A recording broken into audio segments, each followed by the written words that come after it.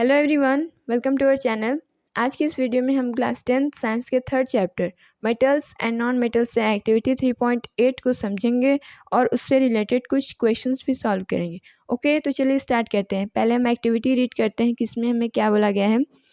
Take a magnesium ribbon and some sulphur powder, burn the magnesium ribbon, collect the ashes formed and dissolve them in water. हमें magnesium ribbon लेना है, उसके बाद हमें उस magnesium ribbon को burn करना है। बर्न करने के बाद इससे जो एशेस यानी जो इसके पाउडर बनेंगे, बर्न करने पर जो हमें मिलेंगे उसको हमें वाटर में डिज़ोल्व करना है। ठीक, वाटर में डिज़ोल्व करने के बाद टेस्ट द रिजल्टेंट सोल्यूशन, जो सोल्यूशन बनता है उसको हमें टेस्ट करना है दोनों लिटमस पेपर के साथ, ब्लू और रेड। उसके बाद हम क्या ऑब्जर्व करते हैं ये हमें बताना है। Is the product formed on burning magnesium acidic और बेसिक। जब हम लिटमस पेपर से इसको टेस्ट करेंगे तो ये हमें पता चलेगा कि ये कोई एसिडिक है या फिर बेसिक। तो हमें बताना पूछा गया है कि क्या ये जो प्रोडक्ट बना है वो एसिडिक है या फिर बेसिक। अब जो एक्टिविटी हमने मैग्नीशियम के साथ की थी वही हमें अब सल्फ़र पाउडर के साथ करना है। सल्फ़र पाउडर को हमें बर्न करना है। Place a test tube. अब बर्न करने पर उससे कुछ फ्यूम्स निकलेंगे। ठीक, उसको हमें एक उसके ऊपर से एक टेस्ट ट्यूब रख देना है और वो जो फ्यूम्स होंगे वो उसमें कलेक्ट होंगे। ठीक, place a test tube over the burning sulphur to collect the fumes produce. ठीक, add some water to above test tube and shake. जिस टेस्ट ट्यूब में हमने इसके फ्यूम्स कलेक्ट किए थे उसमें कुछ वाटर ऐड करना है और उन्हें हिलाना है। इज़ द प्रोडक्ट फॉर्म्ड और बर्निंग सल्फ़र एसिडिक और बेसिक। अब फिर इसी को हमें ब्लू और रेड लिटमस के साथ टेस्ट करना है और बताना है हमें कि जो प्रोडक्ट बना है वो एसिडिक है या फिर basic. Can you right equations for this reaction. और जो जो रिएक्शन यहाँ पे हुए हैं, टेक प्लेस हुए हैं, उनको हमें राइट भी करना है। ओके, तो चलिए आइए समझते हैं कि इस एक्टिविटी का ऑब्जर्वेशन क्या है और कंक्लूज़न क्या है। उसके बाद हम इससे रिलेटेड कुछ क्वेश्चंस भी सॉल्व करेंगे।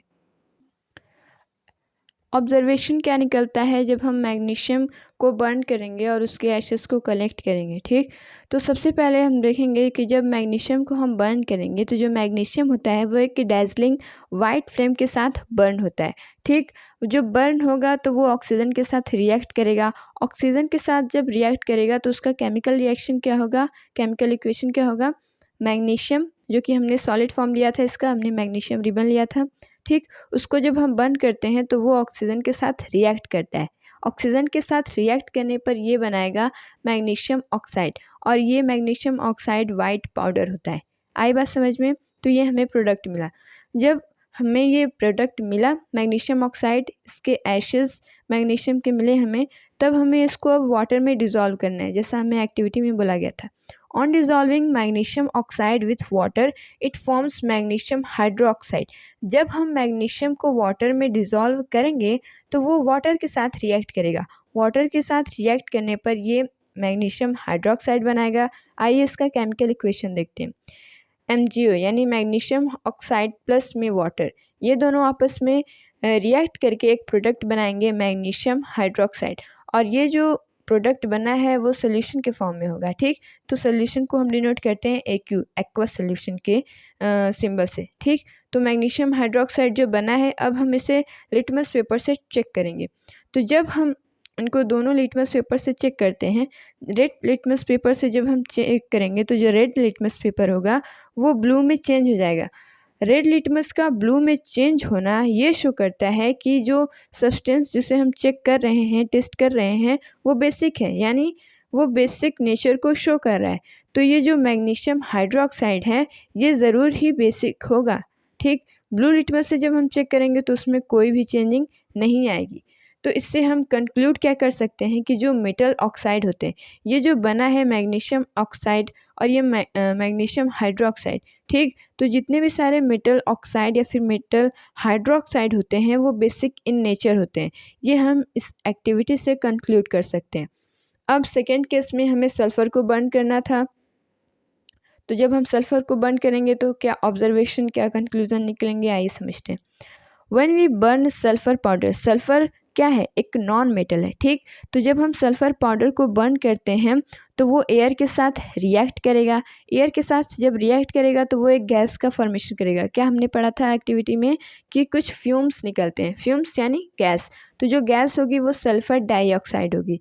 देखिए केमिकल इक्वेशन इसका, सल्फ़र जो हमने सॉलिड फॉर्म में लिया था, पाउडर को हम सॉलिड फॉर्म से ही डिनोट करेंगे, प्लस में ऑक्सीजन, ये गैस के साथ रिएक्ट करेगा। ठीक, तो बनाएगा सल्फ़र डाइऑक्साइड। ये जो बना है वो एक गैस है। व्हेन वी मिक्स, अब हमें इस SO2 को वाटर में मिक्स करना है, यानी उसमें डिज़ोल्व करना है। When we mix sulphur dioxide with water following reaction occur, तो ये रिएक्शन होगा। सल्फ़र डाइऑक्साइड गैस जो है वो वाटर के साथ रिएक्ट करके एक प्रोडक्ट बनाएगी जो जिसका नेम है सल्फ्यूरिक एसिड H2SO4। ये एक्वा सोल्यूशन के फॉर्म में निकलेगा। ठीक, अब इस प्रोडक्ट को हमें दोनों लिटमस पेपर से चेक करना है। रेड लिटमस से जब हम चेक करेंगे तो उसमें कोई चेंजिंग नहीं देखने को मिलेगी हमें, लेकिन जब हम ब्लू लिटमस से चेक करेंगे तो वो जो लिटमस पेपर है ब्लू वाला, वो रेड में चेंज हो जाता है। ब्लू लिटमस का रेड में चेंज होना शो करता है एसिडिक नेचर को। ठीक, red litmus paper shows acidic nature. तो इसका मतलब ये कि जो प्रोडक्ट हमने लिया था, यानी ये H2SO4, ये एसिडिक है। ठीक, तो इसका कंक्लूज़न क्या निकलता है कि ऑल नॉन मेटल ऑक्साइड या फिर all non metal hydroxide are acidic in nature. सभी नॉन मेटल ऑक्साइड्स जैसे सल्फ़र डाइऑक्साइड हो गया, कुछ और एग्जांपल ले तो कार्बन डाइऑक्साइड होगा, ये जो नॉन मेटल्स हैं, ये जो कार्बन है ये नॉन मेटल है और इसके साथ जब ऑक्सीजन जुड़ता है तो ये नॉन मेटल ऑक्साइड बनाते हैं। तो जितने भी सारे नॉन मेटल ऑक्साइड होते हैं वो एसिडिक इन नेचर होते हैं। तो एक्टिविटी 3.8 से हम ये कंक्लूड कर सकते हैं कि जितने भी सारे मेटल्स होते हैं, यानी जितने भी सारे मेटल ऑक्साइड होते हैं वो बेसिक इन नेचर होते हैं, और जितने भी सारे नॉन मेटल ऑक्साइड होते हैं वो एसिडिक इन नेचर होते हैं। तो इस एक्टिविटी से हम ये कंक्लूड कर सकते हैं। अब आइए इससे रिलेटेड कुछ क्वेश्चन सॉल्व करते हैं। क्वेश्चन नंबर 1 है, एन एलिमेंट E, कोई एक एलिमेंट है E, form an oxide E2O3 which is basic in nature. State whether the element E is a metal और ए नॉन मेटल। कोई एक एलिमेंट E है, वो एक ऑक्साइड बनाता है, ऑक्साइड का फॉर्मेशन करता है जिसका केमिकल फार्मूला है E2O3 which is basic in nature, और इसका जो नेचर है वो बेसिक है। ठीक, अब हमें इस इंफॉर्मेशन के बेसिस पे ये बताना है कि जो एलिमेंट E है वो मेटल है या फिर नॉन मेटल। बहुत ही सिंपल क्वेश्चन है। जैसा कि फॉर्मूला हमें दिखाता है कि जो ये ऑक्साइड से जब रिएक्ट करता है ये जो मेटल, तो वो बनाता है E2O3। तो इसमें जो E की वैलेंसी हो जाएगी वो होगी 3। ठीक, क्योंकि ये जब E से रिएक्ट करता है तो वैलेंसी कैसे निकालते हैं, इसकी वैलेंसी 3 होगी और इसकी 2 होगी, ऑक्सीजन की वैलेंसी 2 होती है, तब ये दोनों क्रॉस मल्टीप्लिकेशन होता है तो बन जाएगा ये E2O3। ठीक, तो इससे हम क्या देख सकते हैं कि जो इसकी वैलेंसी है वो 3 है E की। Since oxides is basic in nature, ये जो ऑक्साइड्स होते हैं मेटल ऑक्साइड वो बेसिक इन नेचर होते हैं, ये हमने एक्टिविटी से कंक्लूड किया। And we know that metal oxides are basic in nature, E is a metal. और हम ये देख रहे हैं कि एक्टिविटी में हमें ये बताया गया था कि ये जो ऑक्साइड बना है ये बेसिक इन नेचर है। ठीक, तो जितने भी सारे मेटल ऑक्साइड होते हैं वही बेसिक होते हैं। ठीक, तो इससे हम ये कंक्लूड कर सकते हैं कि जो E है वो मेटल है, और जब ये ऑक्सीजन के साथ रिएक्ट कर रहा है तो ये मेटल ऑक्साइड बना रहा है, तभी तो ये बेसिक इन नेचर है। ठीक, तो इसका आंसर हो जाएगा E is a metal.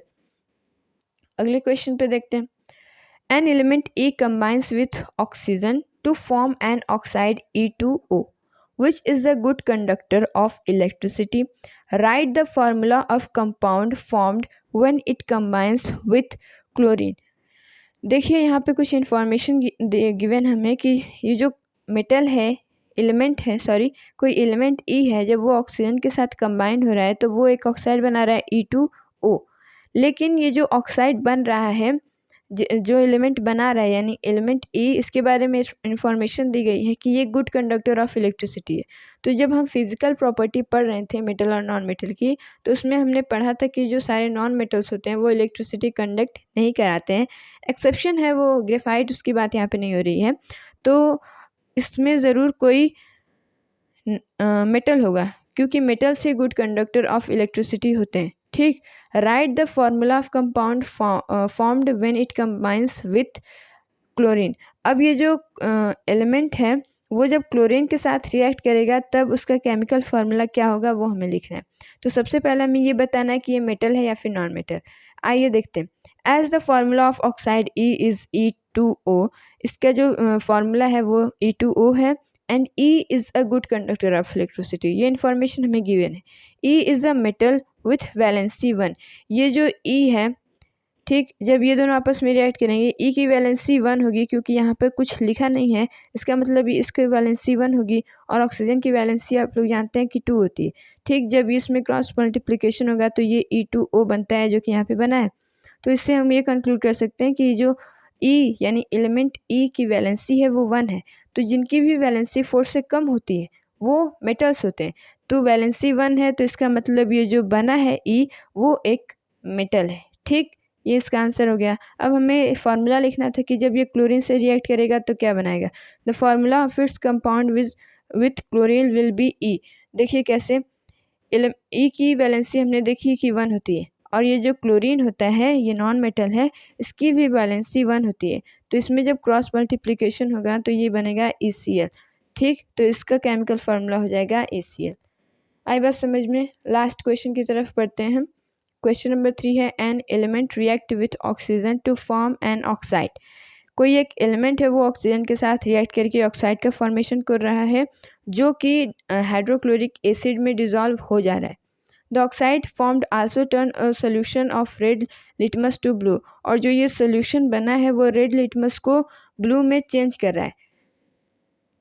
Red litmus को ब्लू में चेंज कर रहा है। अब हमें ये बताना है कि ये मेटल है या फिर नॉन मेटल।